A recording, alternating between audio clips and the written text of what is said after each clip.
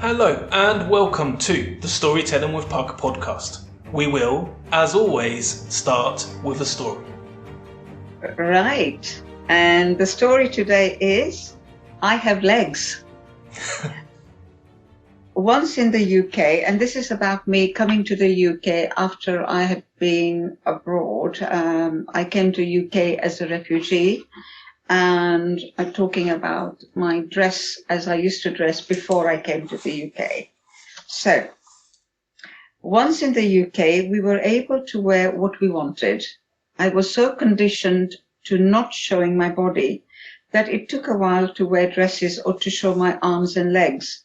I never liked my legs because I was always given the impression that they were not attractive enough until one day a friend, looking at some of my pictures from decades ago, remarked that I had legs. I was totally taken aback. I asked him again about it and he said, "Yes, you have legs." I had never even thought that I had legs. Apparently, I still have legs. So there you go. It's never too late to be told that you have legs. Suddenly, looking back at my pictures over the last few decades, I realized that I wasn't that bad looking after all. Maybe in some pictures when people said I looked pretty, I was pretty. Hey, there's hope for me after all. Life's looking rosier by the minute. There is a beautiful picture of my mom when she was young, soon after she was married, probably at 16 or 17 at the most. She had very long hair, which she used to braid into two plaits. I never remember seeing her like that from the time I got to recognize and remember her. She was a beauty. Recently, I saw Peanuts strip with the caption of Lucy saying, "I just want to be a raving cutie." It was a kindred spirit saying it. I posted it on Instagram and had the comment back that I am. How kind. Right. The lead up to this is that when I was in Uganda, I was born in Uganda in a very traditional Indian family, a very strict father. And so once I got to the point of about 13, 14 my father decided that I couldn't wear any dresses because, you had to wear dress or skirt for school anyway. That was kind of the traditional that you would have because it was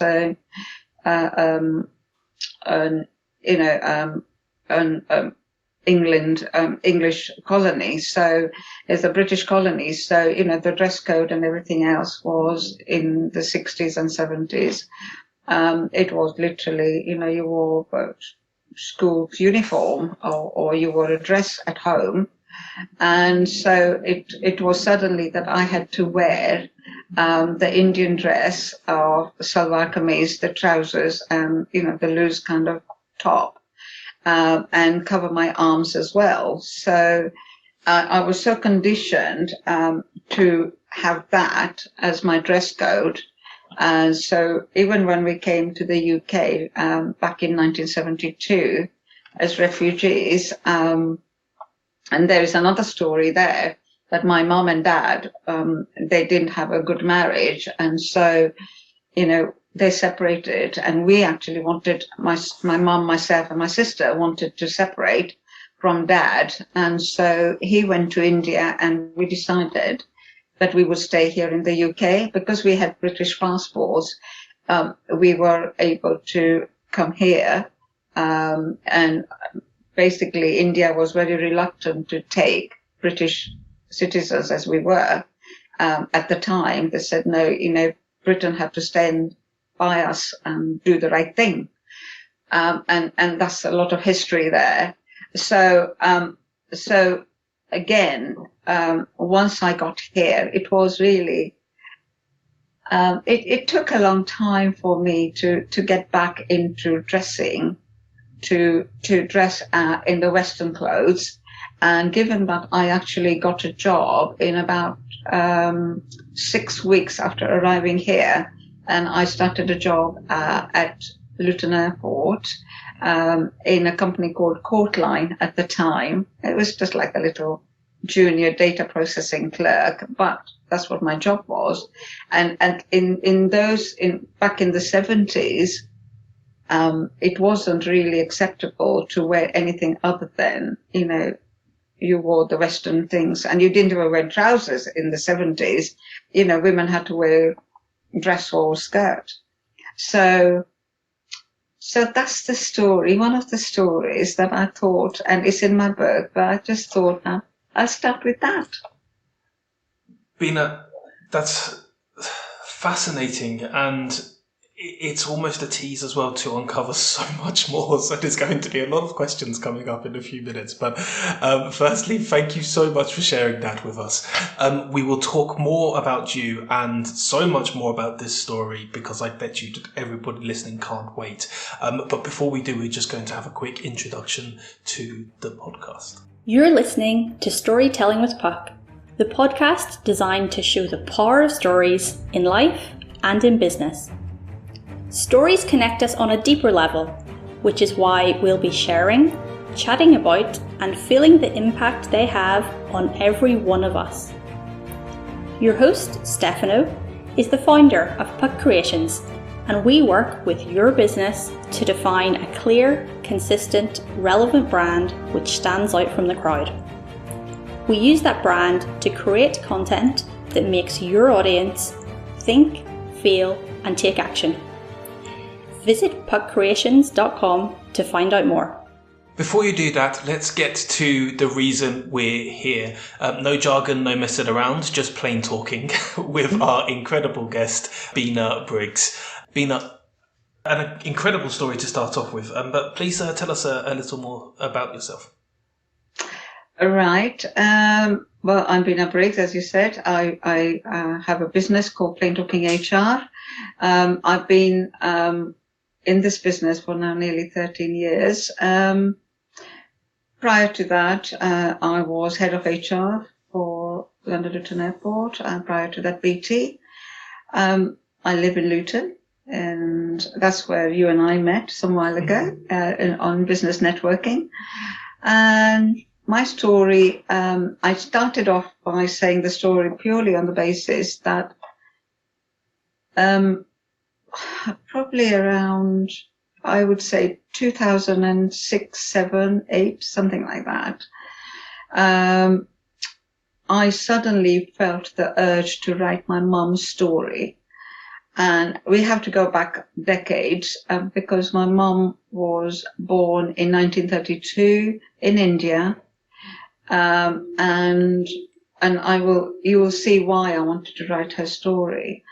And at the tender age of 15, and she'd gone through the war as well, as you can imagine, Second World War and everything else.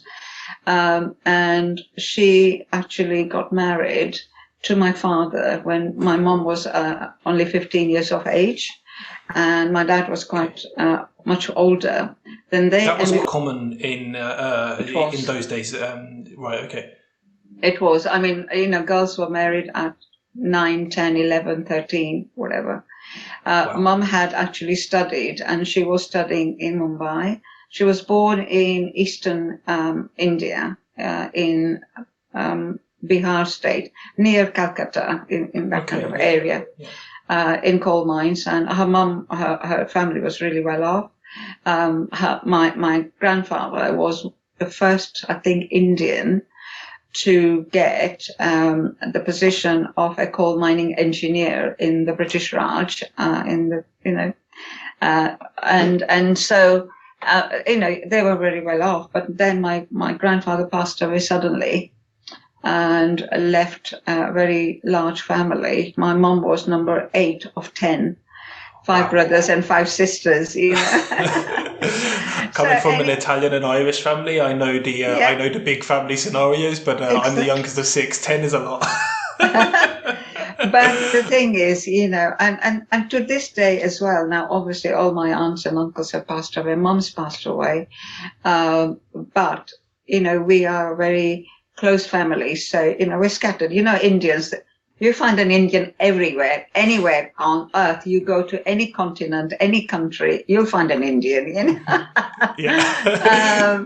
So, yeah, but we have got, you know, our family scattered all over the globe. But, you know, we are all very close, and luckily, and now into second, third, fourth, fifth generations all over the place.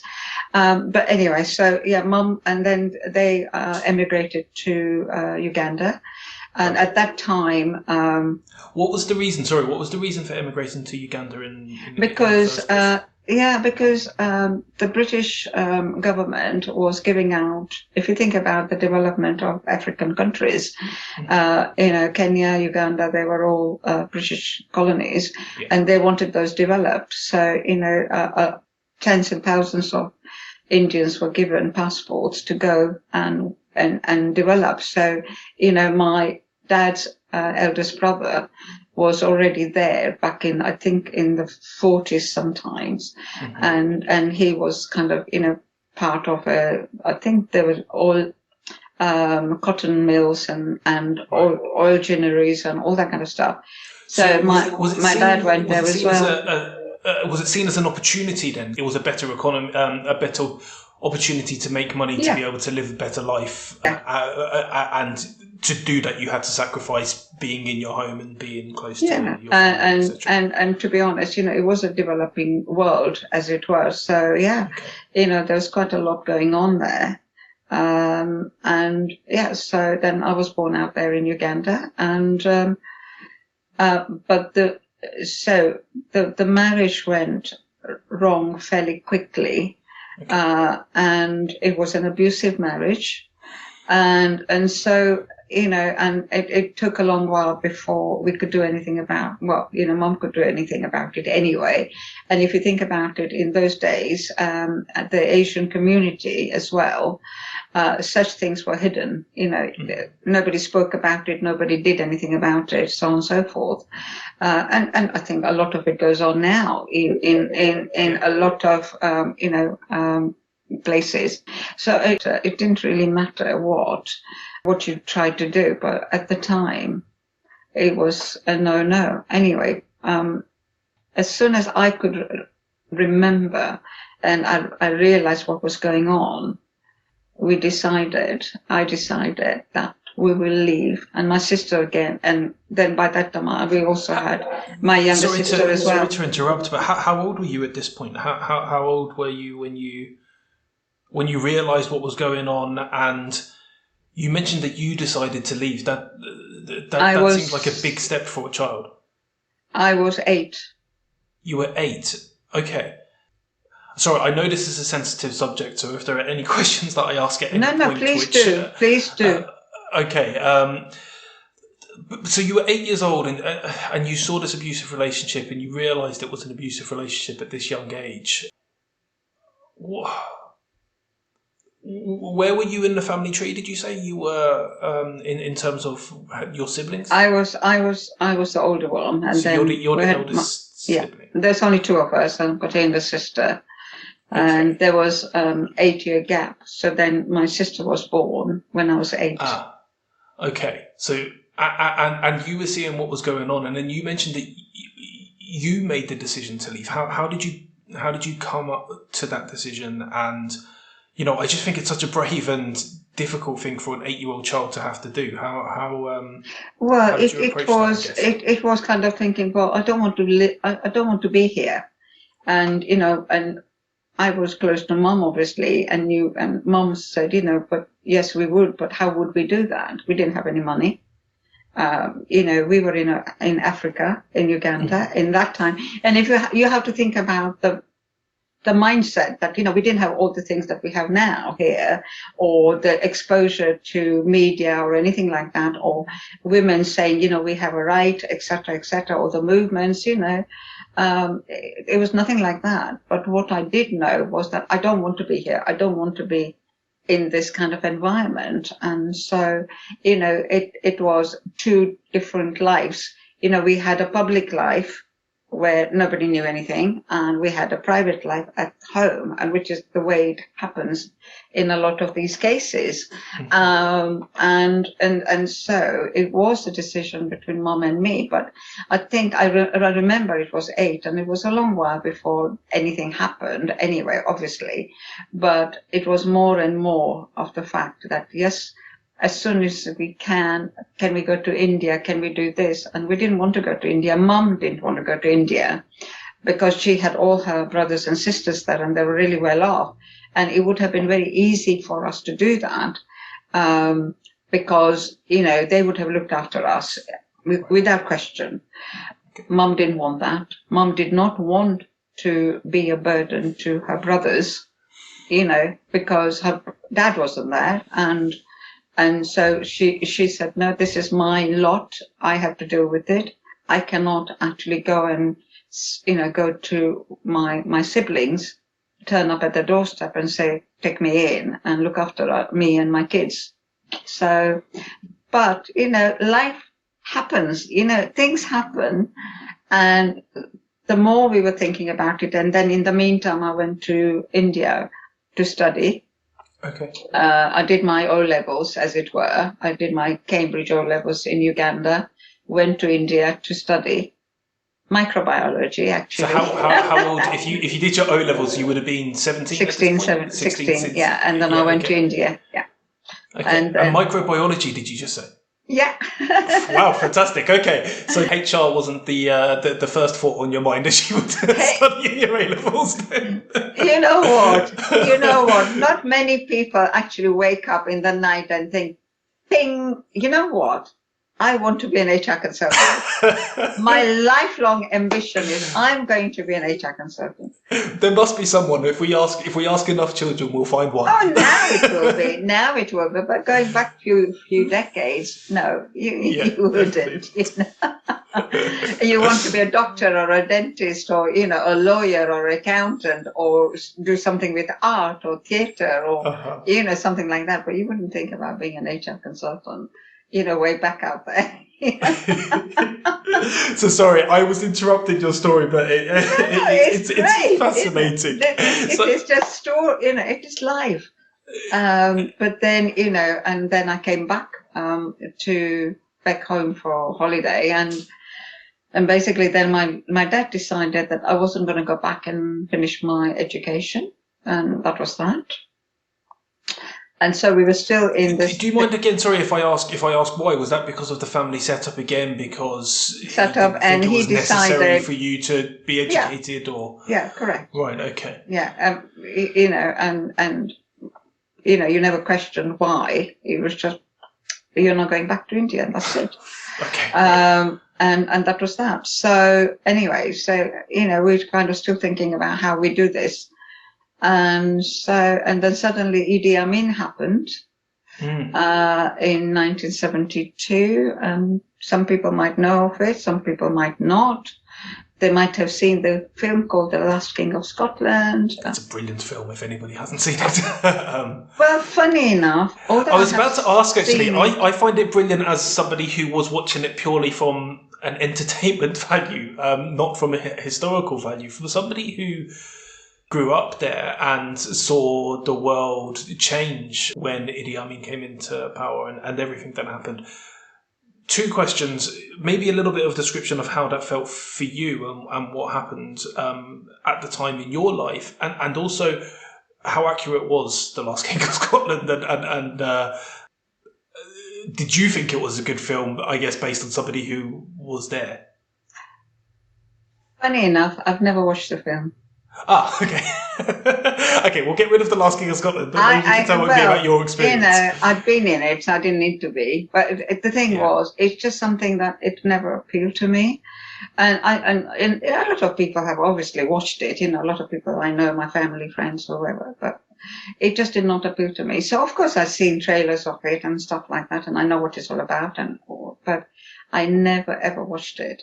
But how was it being in there, in the real life? It was like a little bit like, not quite, a little bit like COVID. Okay. I'll tell you the reason why, the similarities is when people say, well, it's not going to happen to us. It's not going to happen to us. It's over there somewhere in China, COVID. What's that? God knows what it is, Oh, and well, it's not going to, we are fine here. The whole world was saying that, and suddenly, bam, it went. And suddenly, oh, well, what do you mean about, lockdown?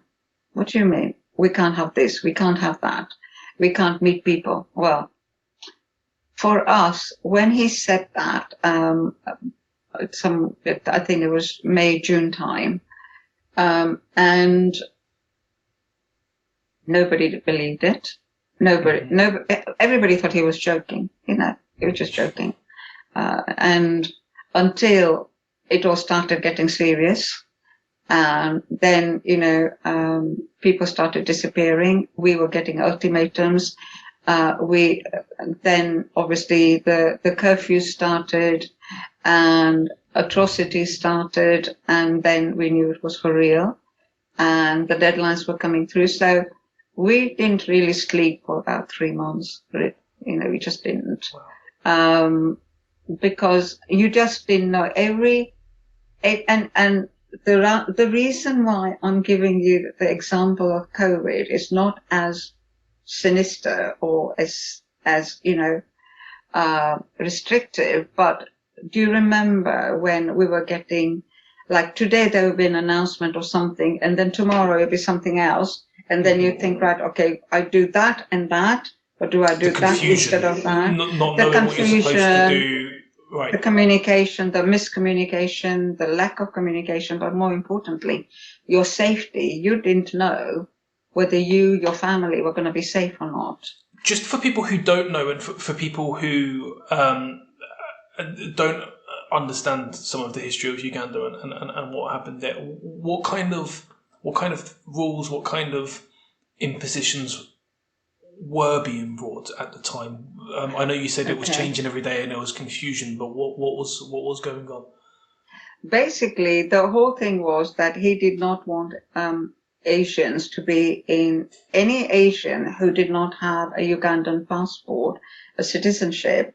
They had British passports or Indian passports or Pakistani, any Asian who did not have a Ugandan citizenship or Ugandan passport, they had to leave the country. They were being expelled. And so it was a case of, you are no longer going to be a citizen of this, place. Now, given that, the Asians had been there for decades, they had been there at the beginning of developing and all that, and commerce, business, government, you name it. And suddenly they're being told, they're being, generations over there of people who've been born there and lived there and so on. And suddenly you're being told to uproot and go, and that's it. And guess what was happening over in Ukraine? We were lucky enough that we didn't have bombardment, but, other than that, it was a life-threatening situation because you had to go, and the British government was still, didn't come forward very quickly in the beginning. So it was suddenly then it was a scramble to get us out of the country when that people realized that this is real, this is serious, people are being killed, people are actually being looted, and so on and so forth. And, the bank, the bank accounts were being frozen. You were only given a certain amount of money that you could use. It didn't matter what you had, but neither here nor there, and so on. So all of your assets were stripped. Anything that belonged to you no longer belonged to you. Yeah. So when we left, I think we left with we just left the door open and we just walked out.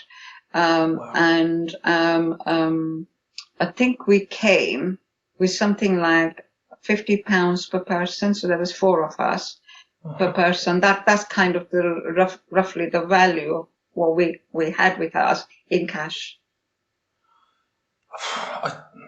and a I suitcase each. can't come close to imagining what that was like and how you must have felt. So at this point in time, so you'd come back from your from India. Were you 18? How old were you at the time? Right, I was 18, 19, but when I came here, I was 20. So, I was 20. So there was a little gap of a couple of years, year and a half before it all kicked off. But it also means that you experienced it as an adult, yeah. Which means that you knew what was going on. Which of course. In I don't know if it makes it harder or easier, but it's different to experiencing it as a child. I imagine.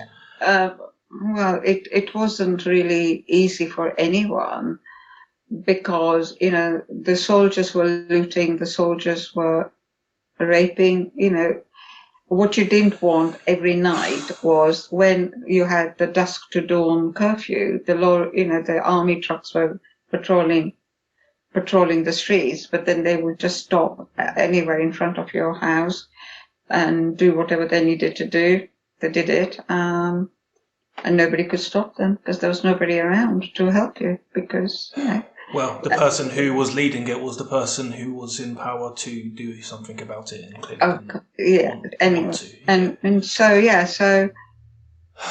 So, we did come over here. So it's all about, and so it's all in my book. So came here. And instead of going to a refugee camp, there were a number of those camps in UK.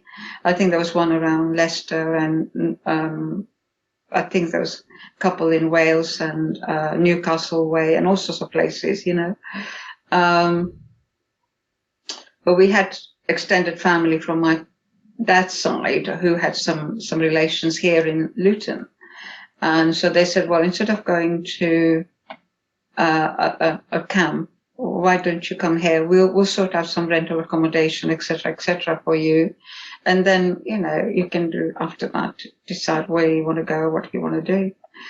So it was 7th of October 1972. I came to Sunny Luton. Sunny Luton. I'm not sure if I'd been described as that before, but it must have felt that way. Well, the thing is, you see, Stefano, Luton has been good to me. I know it's got bad reputation. It's not ideal. It's not, a place that you would find in, Surrey or in one of the really nice affluent areas or in the Dales or, wherever. But it's been a good home. Luton doesn't have any kind of airs and graces. It's always been a working town. Yeah. It's always had people coming in, from different, from different parts of the country. You have had waves of immigrants coming in from the Irish to the Italians to the, Asians, the Eastern Europeans, you name it, the West, the Caribbean, West Africans, Americans, you name it. The fact is that it is a working town, it's an industrial town. And, people are good, people are fine, okay, and it's given me a good home. It's, so to me, yeah, I know what Luton is about and what it is, but for me, it's always a Sunny Luton because it's my Luton, I love that. I really do love that. Obviously, I was born in Luton, and there are problems, but where aren't there problems? There are. I think the way you described it just then, from the immigration, my parents are Italian Irish. And the melting pot. We were talking before we hit record about how much we both love to travel and to find out about other people's lives, other people's cultures, how they experience things.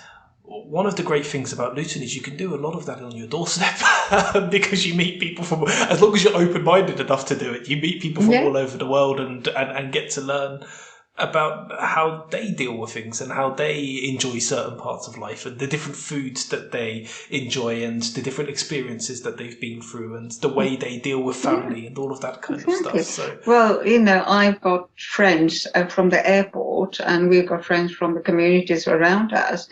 And, I'd never thought that I'd ever have friends from Eastern European countries. And yet, we've got friends from Poland, friends from Romania, friends from Czech, friends Hungarian, and of course Italians, and I've got, Spanish friends, obviously, and Greek friends, obviously all the Asian ones, and, the British, Americans, West Indians, you name it. But then that's what makes my world tick. It makes it interesting. And people at the end of the day are people. Yeah. Your needs, my needs, they're the same. When you really cut through all the rubbish, we're all the same. Inside, we're all the same. We all want the same thing in life. I couldn't agree more. And I imagine a lot of the things that you went through, they will always affect different people in different ways, but they've possibly shaped the way you see other people as well to an extent, and the way that you see life. Would you agree? I suppose so. I never really think too much about things like that, but I suppose I think sometimes, obviously, we all have our biases or whatever, and sometimes, people really hack me off, but it's not because who they are, it's just what they've done. It doesn't matter who they are, It's like me shouting at the husband, come on, But then that's a different story about men, and husbands. So, I'm keeping quiet on this one. I know, because you would say, yeah, I know. But, the thing is, people, and I feel that, yeah, of course, you have to understand people. You need to know them before you make a judgment call on who, whatever it is. I think, as I said, and luckily in my life, I'm very lucky in, that the majority of the people I meet, they like me, they get on with me, I like them. So that's fine. It's not that many people where I feel, oh gosh, okay. Or they outrightly kind of show that they don't like me for whatever reason. That has been very few and far in between for me to even think about it. So yeah, it's good. That is good. That's good to hear. And I know sometimes it can be very difficult if you are coming from abroad, if you're a refugee, if you're an immigrant for any other reason, especially, it can be really difficult. So it's nice to hear that you haven't had too many negative experiences, because I know lots of people do. But at the same time, lots of people have positive experiences as well. So it's good to hear that different side of I guess how you have known life to be since you moved to the UK and you moved to Luton. It's nice to know. Yeah, it's been good, and you have to. It was. Well, I never expected to be in Luton in my life. As a young girl, I hadn't ever thought that this is where I can't imagine you would have, though. or even in the UK, Right, yeah. And you have all these kind of. Everybody has a dream. Everybody has something that, especially when you're young, that this is what I will be, or this is what I'll do. I'll be a microbiologist. I'll do this. I'll do that. I'll get married. I'll have kids. I'll have a wonderful, really dark, handsome young man as my husband. None of that, I'm married to an English guy, so hey, so no matter what he does, he's never going to be dark. No, I guess he could spend a long time in a tanning salon, but it's life. You just have to take it. You've got to accept it, and you've got to love it, and you have to have a laugh. and enjoy life. Otherwise, what's the point? What is the point? Well, the point of listening to stories is to connect with people on a deeper level, and one of the ways we do that is to learn about a life we may never have experienced. Our guest for this episode is the plain-talking, inspirational Bina Briggs. Her challenges in her early years would be enough to make many of us give up, but her spirit is clear to behold. We're grateful to have been able to talk about the harder times, and we're just as grateful to be able to talk about some of the more fruitful times in the second half. We will, of course, finish with a story from Pup Creations. But before any of that, do you have the power to speak? Let's listen to someone who definitely does. Jackie Goddard, over to you. My creativity at its best, it's a real exploring. It's a surprising journey. I think creativity is just the antidote to insanity, and it's productive originality. Surprising answers, inspiring stories, motivational, educational, inspirational. Wise words with power to speak, the podcast. Find us on your favourite podcast platform or watch on YouTube at Power to Speak, the podcast, with me, Jackie Goddard. Let's move on to the modern time. So your story has taken us so far to you moving to Luton and then setting up home. And you mentioned earlier that within just a few weeks you managed to get a job at Luton Airport, which is fantastic. Get you on the ground. And from there, I know that you were then head of HR at Luton Airport, which bridge the gap a little. How did you go from where you were to get into being the head of HR at Luton Airport, and how did that progress? Well, it was just that, obviously, I'd gone through my corporate, and again, I've been very lucky with my corporate career with, from Court Line, where I was, started with, to going to BT. At the time, it was GPO. Okay. And I became a telephonist at the Luton Telephone Exchange, and I did the thing with number, please, with the cords and all that. I've done all that. And then I went into computing, which was the upcoming thing, and into mainframe computing for 15 plus years, 17 years, and rose very quickly to a management position within operations. And then from there, I met Ian, my husband, in BT, and we got married. And then we wanted to, like everybody did in the 80s and 90s, they all wanted to go to Spain or France and open a gîte or whatever, and, do that kind of stuff. And we wanted to do that.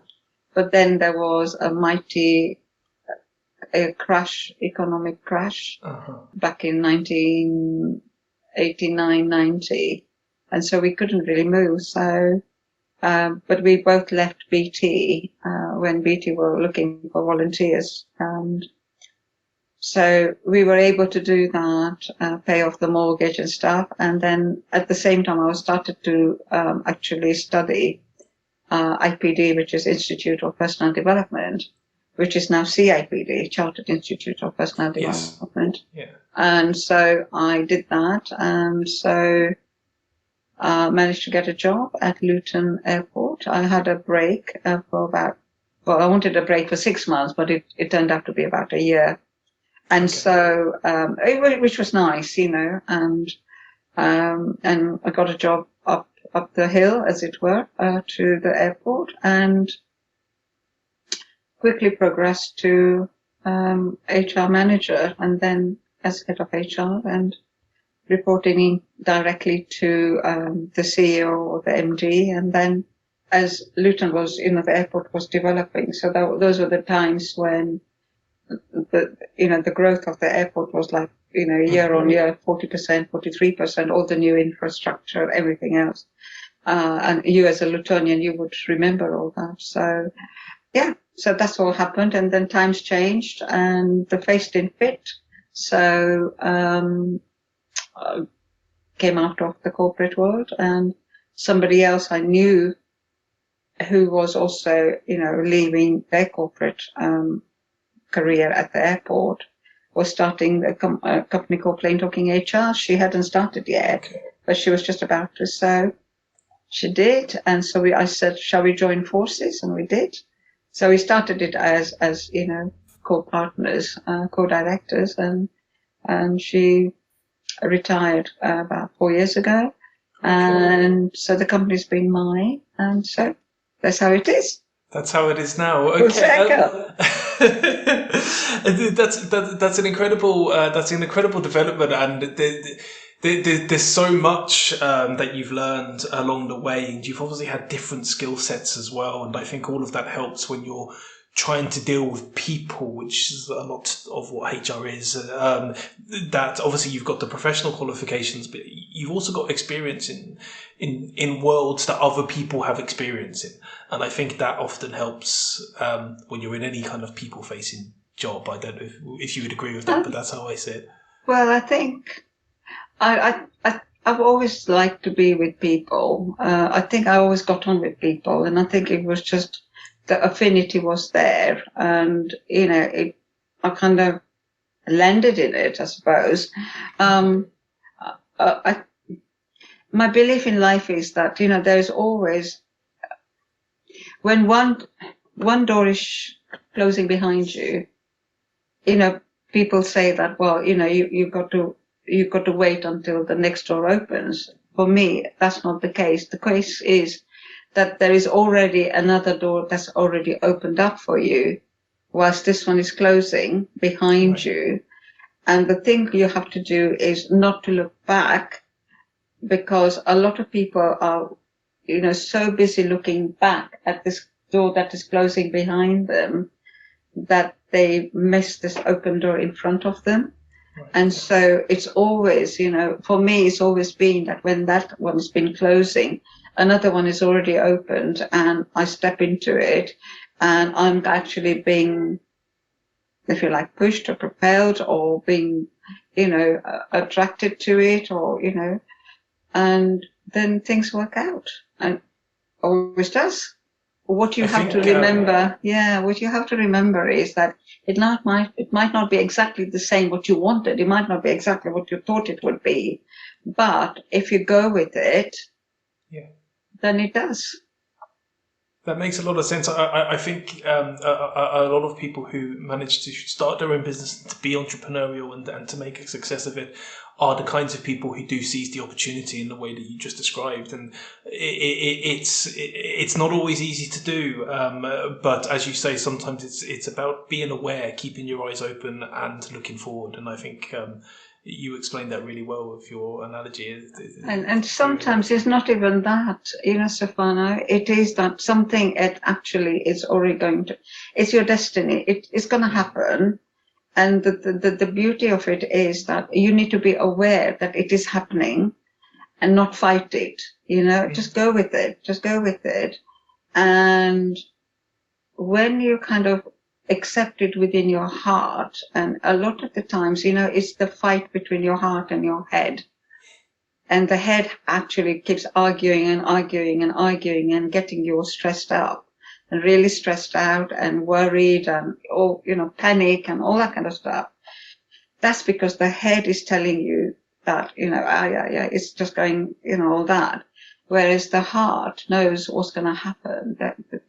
And realistically, if you always kind of listen to your heart and accept that whatever is going to happen is going to happen for the right reasons, and you're not going to die, you're not going to kind of get into trouble, then you won't, because you're just saying, right, okay, well, this is happening, well, go with it and just see what happens. And I never thought I'd be a consultant in my life. Come on, I never ever thought I would be. But hey, it's all worked out. It's good.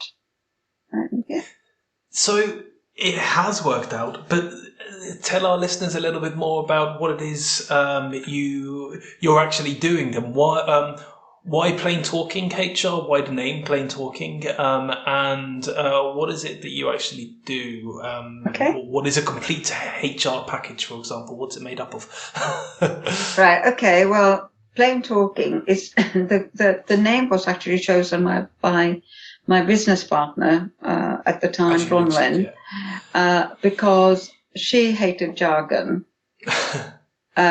And, I actually believed in it as well, because I thought, although I came on the scene a few months after, I 100% believed in that, because we both were of the old school. I still hate jargon. I like to keep it simple. I like to keep it simple for my clients. And so it fits very well. And so it was, and there was also play on words, because, Bronwyn was in the aviation industry. I was in the aviation industry. So it was PLANE and PLAIN. It was all kind of that. But also thinking that, look, the service that we provided and I provide now is to mainly the small and medium-sized businesses and business owners who don't have time for any flowery stuff. All they want is, they need somebody to help them with their employment and employment matters, their employees, they're growing. And so they need somebody to advise them on the legislation, the employment law, how to do things right, how to be a good employer, etc., etc. So I provide the whole HR service, from, if you think about an employment cycle, from start to finish, from the time you want to recruit somebody to the time they leave the company. I do the whole lot for them, and as an outsourced HR, because the clients that I have, they are small enough so that they don't need somebody permanently, right? Yeah. As based as HR, manager or head of HR or even business partner. They don't need that as an overhead, and so it works really well. So I have clients who've got anything from maybe just somebody starting to employ somebody, as they're growing, to probably about 150, 200 people, employees. Okay. And that's kind of the mix, because people usually then, organizations would start looking around once they get beyond 200, that, employees, that, they want somebody in-house. Even if it becomes a full-time job at that point, and because you're dealing with a lot of companies, you can't focus only on that company. So understandably, they look elsewhere. That makes sense.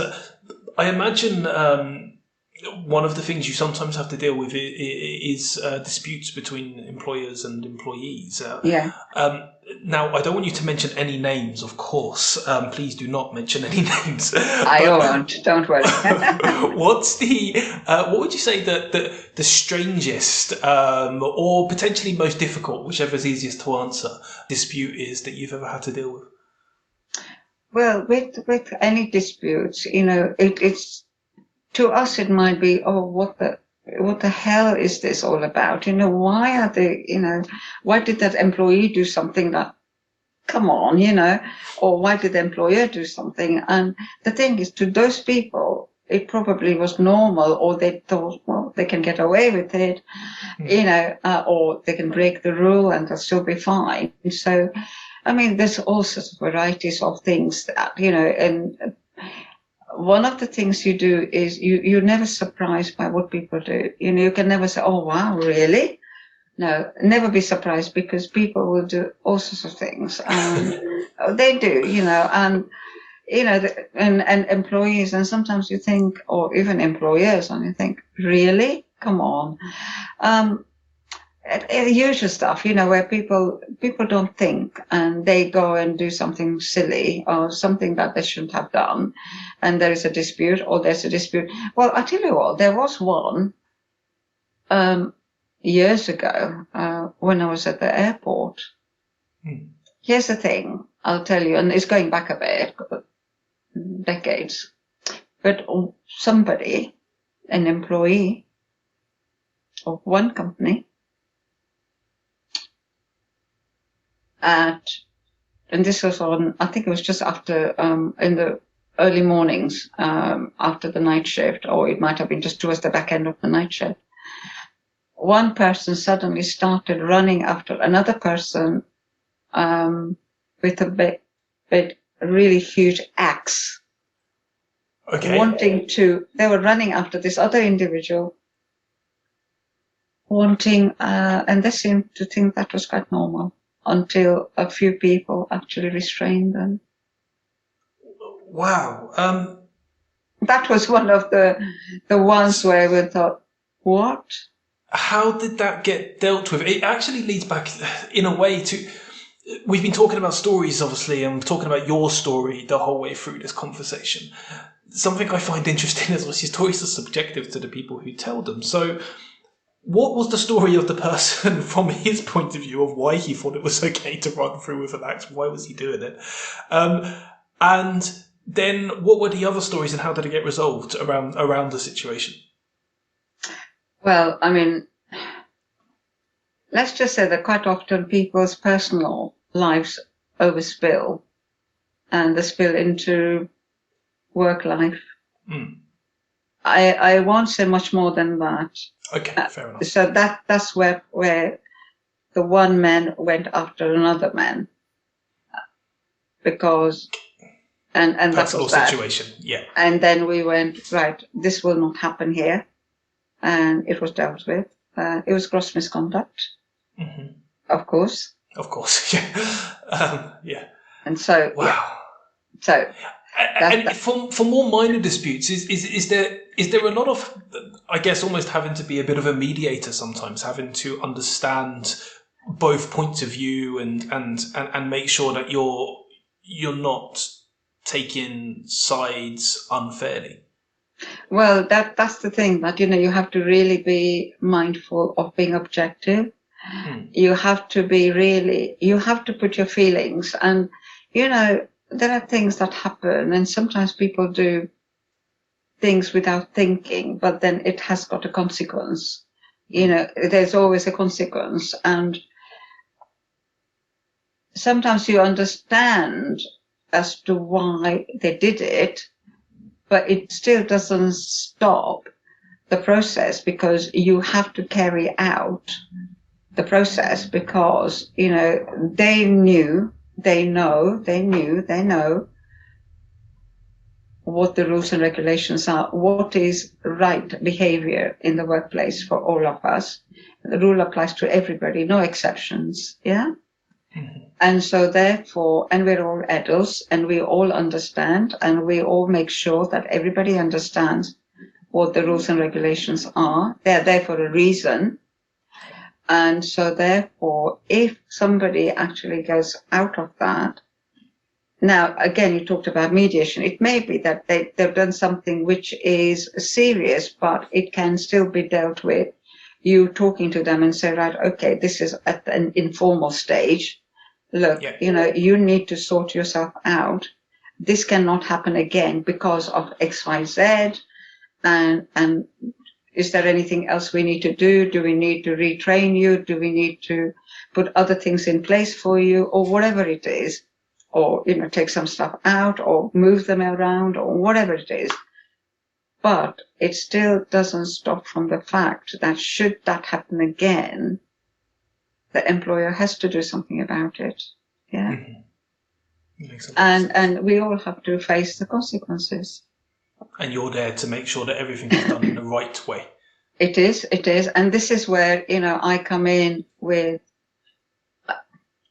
see, the legislation, as an HR person or as a, HR consultant, or you go into any occupation, there are the standards, there are, what you've got in your books, and, it says you can do this, you can't do that, you can do that, you can't do this. And, you've got the framework within which you've got to operate, everybody has to. But also, there are a number of times when people, you look at a book and you think, what are they talking about here? It's all there. And a lot of it is like, legalistic stuff. And you think, what does that actually mean? How do I apply that in real life in the situation? That's where I come in. The likes of me come in.